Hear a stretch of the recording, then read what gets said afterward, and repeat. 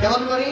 যেমন এখানে যেগুলো যন্ত্র আছে, মৃদঙ্গ আছে, করতাল আছে, এখানে যে যন্ত্রগুলো বাজবে সেগুলো তালের উপরে উঠতে পারবে, বাজনাটা থাকবে তালের নিচে।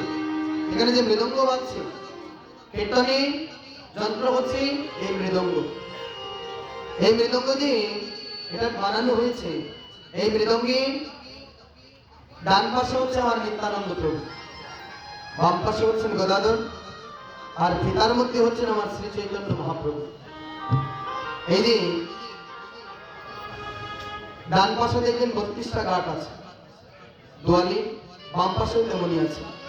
এই হচ্ছে 32, 16 নাম 32 সকল। আর এই দুইটা 32 যদি একত্রিত করি তাহলে হবে 64। সেই মৃদঙ্গের মধ্যে 64 মহাত্ম বিরাজ করে। যে মৃদঙ্গের বাজনা শুনলে মনের সেই আসরিক ভাবটা দূর হয়ে যায়। কেউ যদি বাবা শ্রীবাস সঙ্গে এসে যদি মৃদঙ্গ আর করতালকে যদি প্রণাম করি তাহলে আসলে সকল ভক্তকে প্রণাম করা হয়ে যায়। সেই মূল করতাল নিয়ে কীর্তন করছে। আবার কেউ কি করছে? ও দেই গরা রঙ্গে সুগন্ধি চন্দন, আবার ও দেই গরা রঙ্গে সুগন্ধি চন্দন,